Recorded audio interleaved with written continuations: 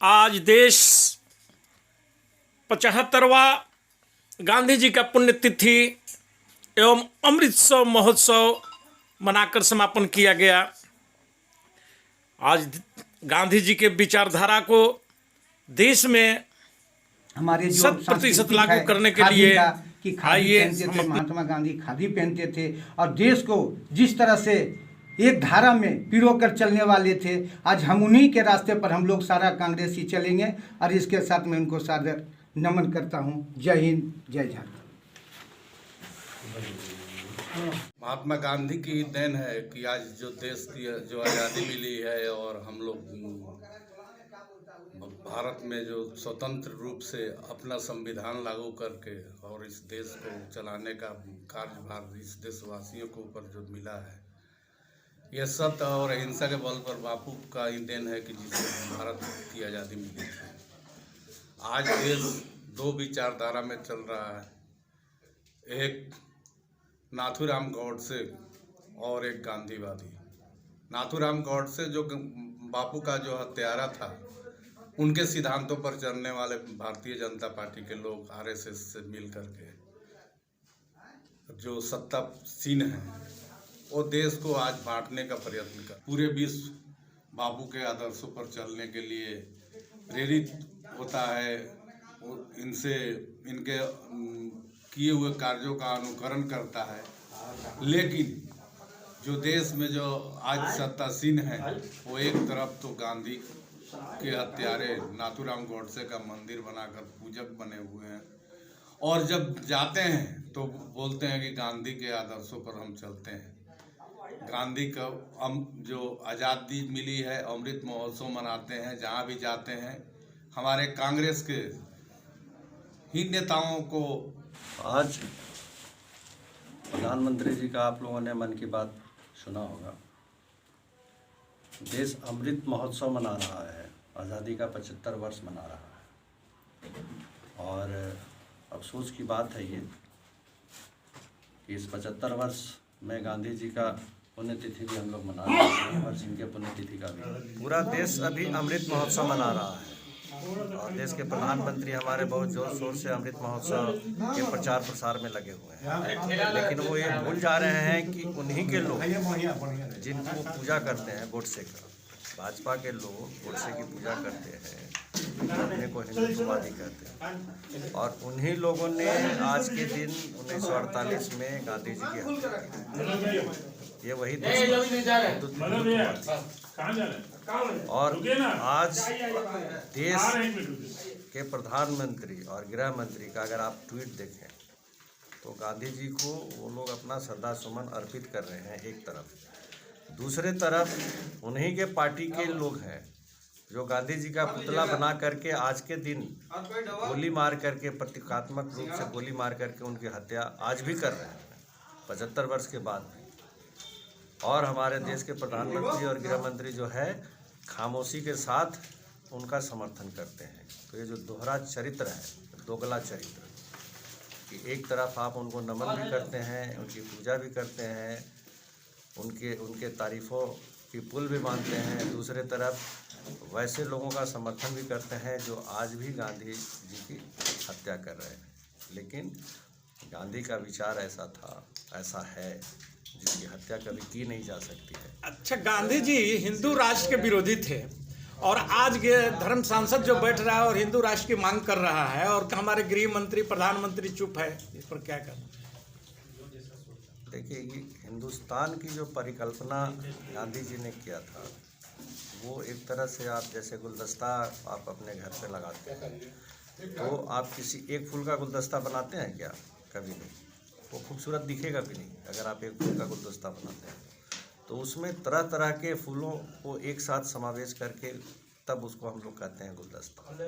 तो हमारा जो देश है वो वैसा ही एक गुलदस्ता है, जिसमें सभी धर्मों को समान भाव से देखा जाता है, अपनाया जाता है। और तब ये हिंदुस्तान पूरे विश्व में हिंदुस्तान का लोहा लोग इसलिए मानते हैं कि इतने धर्मों को समेट करके ये देश कैसे लेकर के चलता है। यही गांधी जी की परिकल्पना थी। ये गांधी जी मान लीजिए जिस समय देश आज़ाद हुआ उस समय दो तरह भागों में बट गया। एक धर्म के नाम पर सरकार बना और एक हमारे यहाँ धर्मनिरपेक्ष सरकार बनाई गई है। फिर आज क्यों हिंदू राष्ट्र की मांग किया जा रहा है? देखिए, हिंदू राष्ट्र की मांग नहीं किया जा रहा है। ये वैसे लोग हैं आज़ादी के पहले से ही आप देख लीजिए, जिसकी ये सबसे ज़्यादा पूजा करते हैं आज, जो कि अंग्रेज़ों के से माफ़ी मांग करके जेल से छूटे, सावरकर, जिसको ये लोग वीर की उपाधि दे करके रखे हैं भाजपा वाले, वीर सावरकर उनको कहते हैं। और वो जेल से रिहा अपने को कराने के लिए अंग्रेज़ों से माफ़ी मांगा, और उस वक्त ही उन्होंने हिंदू महासभा का गठन किया सावरकर जी ने। और तब से इनकी कोशिश थी कि कैसे करके इस देश को हम लोग बांटें, एक अलग अपना साम्राज्य खड़ा करें। आज इसमें ये लोग सफल जरूर हैं, कुछ न कुछ तो सफलता इन्हें मिली है, और ये चाहते हैं कि हम उसी प्रकार जिस तरह से वीर सावरकर चाहता था वैसा ही हम एक देश खड़ा करें। लेकिन हिंदुस्तान में आज भी ऐसे लोग हैं। इनको कितना वोट मिलता है? पूरे देश की अगर आबादी देखिएगा तो 30% मिलता है, 32% मिलता है। आज भी 70% लोग इनके विचारधारा के विपरीत हैं, खिलाफ हैं। तो इसीलिए ये हिंदू राष्ट्र की बात नहीं है, और हम तो सर्व धर्म समभाव की बात करते हैं, और भारत की जो आत्मा है वो उसी को आत्मसात किए हुए है, और वही आगे भी चलेगा। मोदी जी का और भाजपा का जो नारा है वो कभी भी हिंदुत्ववादी का नारा नहीं चलेगा। हिंदू का मतलब ही होता है, हिंदू जो होता है सहिष्णु होता है, हिंदू सभी को अपनाता है, हिंदू किसी भी चीज़ में भेद नहीं करता है, जो असली हिंदू होता है। ये सब तो नकली राष्ट्रवाद की बात करते हैं। आज देश 75वां पुण्यतिथि गांधी जी का मना रहा है, इस पर आप क्या कहना चाहेंगे? आज 30 जनवरी 2022 को राष्ट्रपिता महात्मा गांधी की पुण्यतिथि धनबाद जिला कांग्रेस कमेटी में जोगेंद्र सिंह जोगी की अध्यक्षता में मनाई जा रही है, जिसमें सभी उपस्थित कांग्रेस के साथी पुष्प अर्पण कर बापू को श्रद्धांजलि दिए। महात्मा गांधी की देन है कि आज जो देश की जो आज़ादी मिली है, और हम लोग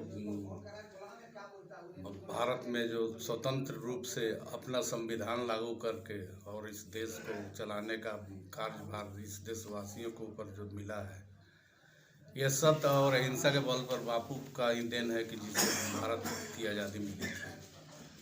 आज देश दो विचारधारा में चल रहा है, एक नाथूराम गौडसे और एक गांधीवादी। नाथूराम गौडसे जो बापू का जो हत्यारा था, उनके सिद्धांतों पर चलने वाले भारतीय जनता पार्टी के लोग आरएसएस से मिल करके जो सत्तासीन हैं वो देश को आज बांटने का प्रयत्न कर रहे हैं। बापू ने जो सपना देखा था कि यह देश धर्मनिरपेक्ष सेकुलर राष्ट्र के तौर पर इस देश को स्थापित करने का, यहाँ सभी को अनेकता में एकता दिखाने का जो काम बापू ने किया था, आज उसके विपरीत जो सत्ता में आज चला रहे हैं, सत्तासीन हैं, उन्होंने देश को बांटने का काम कर रहे हैं। वो हिंदूवादी, आतंकवादी और तरह तरह के आरोप लगा करके देश को खंडित करने का प्रयास कर रहे हैं।